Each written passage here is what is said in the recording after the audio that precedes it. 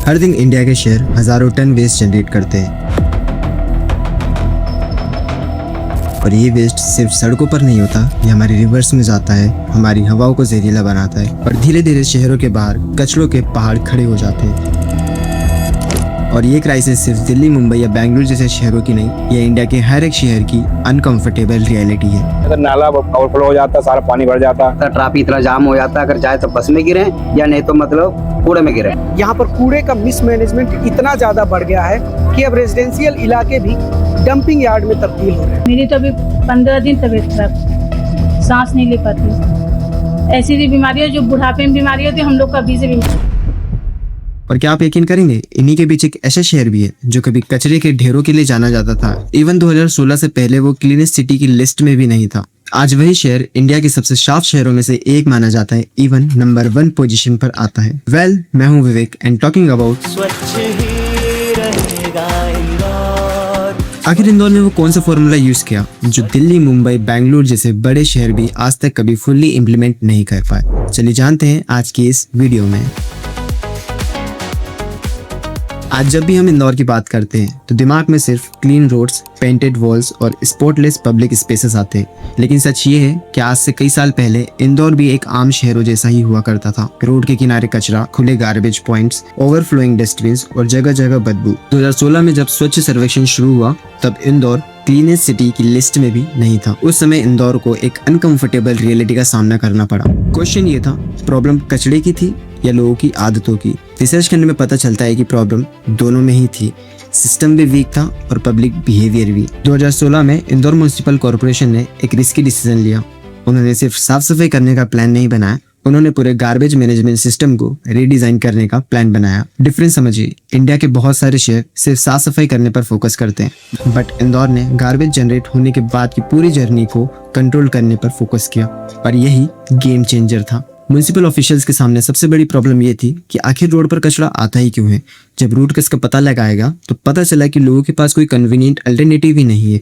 लोगों को पता ही नहीं है कि गार्बेज को कैसे कलेक्ट करना है, कहाँ डालना है और उसका कैसे यूज करना है, तो लोग तो उसे कहीं भी फेंकेंगे।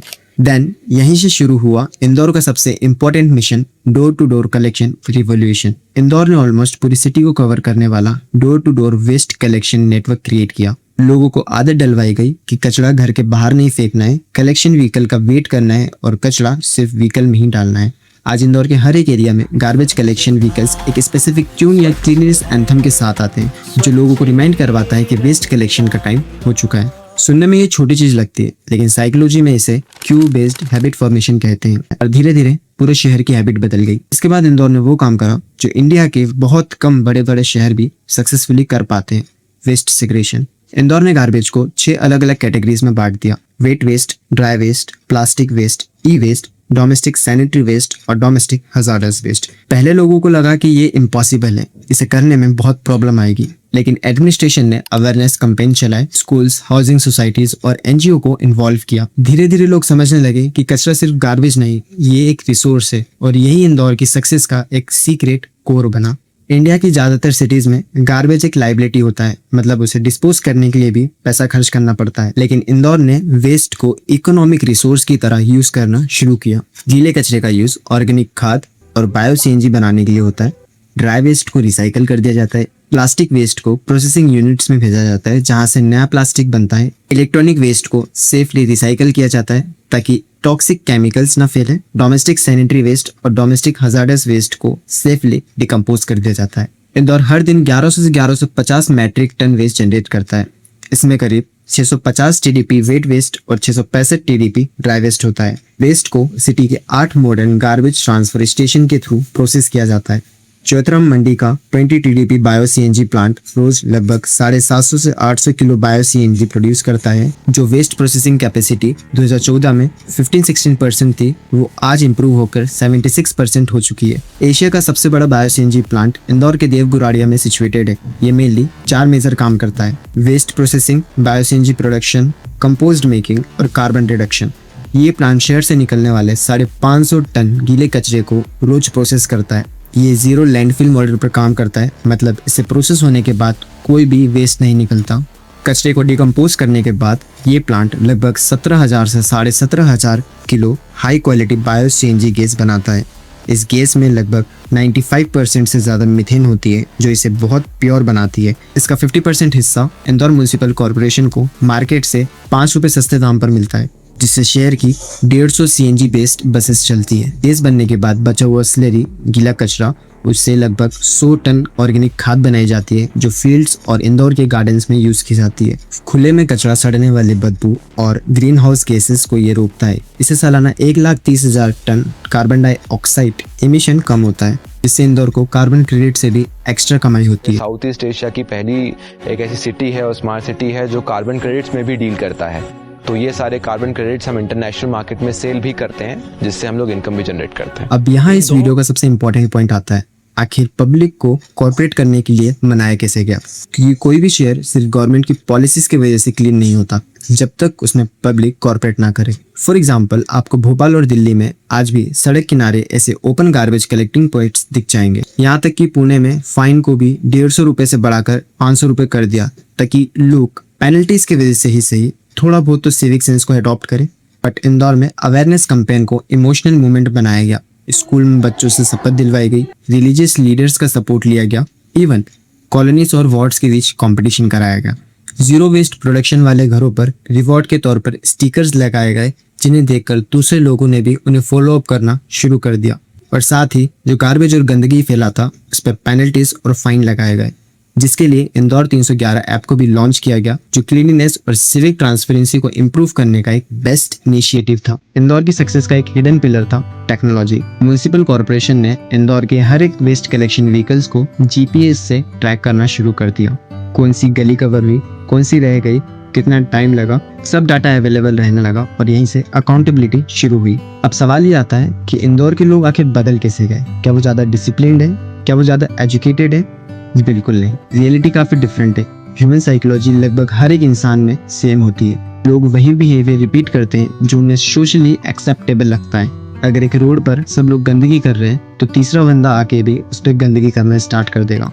और अगर वही रोड अगर स्पॉटलेस, खाली और साफ सुथरा है तो लोग वहाँ कचरा फेंकने से पहले 2 बार सोचेंगे। इस फेनोमेनियन को साइकोलॉजी में सोशल प्रूफ कहते हैं। इंदौर ने इसी प्रिंसिपल को फॉलो अप करा। जब इंदौर की रोड क्लीन रहने लगी तो लोगों का बिहेवियर अपने आप चेंज हो गया। बहुत से लोगों के मन में ये ख्याल होता है कि गवर्नमेंट को सफाई करना चाहिए, लेकिन जब तक पब्लिक कोऑपरेट ना करे, पब्लिक गवर्नमेंट का साथ ना दे, तब तक गवर्नमेंट भी कुछ नहीं कर सकती। अगर लोग वेस्ट सेग्रेगेशन ना करते तो door to door collection fail हो जाता। अगर लोग पेनल्टीज को इग्नोर करते तो रोड फिर गंदी हो जाती। और अगर लोग क्लीनिनेस को अपनी रिस्पॉन्सिबिलिटी ना बनाते तो इंदौर कभी नंबर 1 बनता ही नहीं।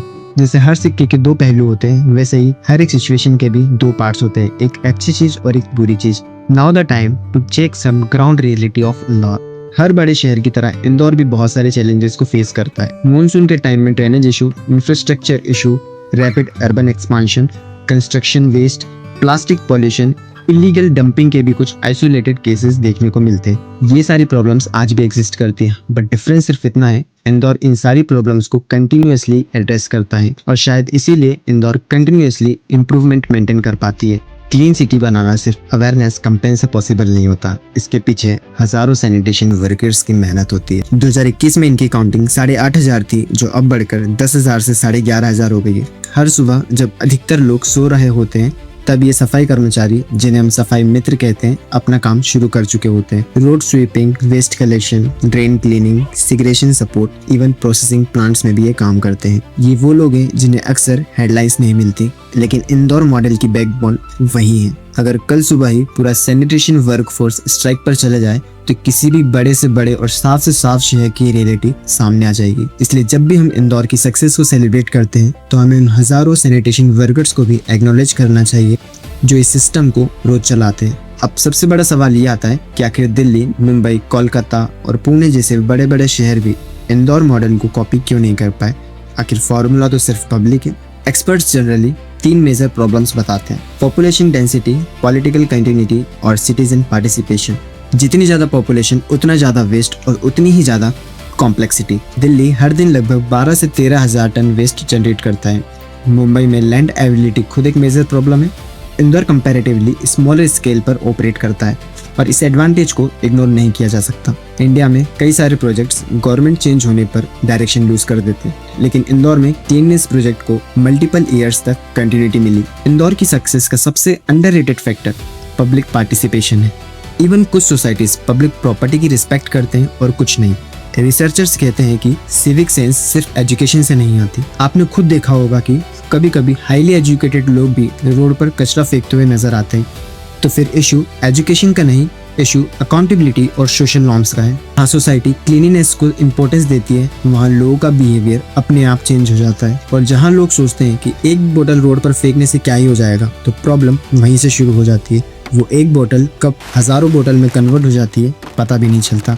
अगर आप सिविक सेंस के बारे में अच्छे से समझना चाहते हैं तो आप मेरी नेक्स्ट वीडियो पर क्लिक करके देख सकते हो।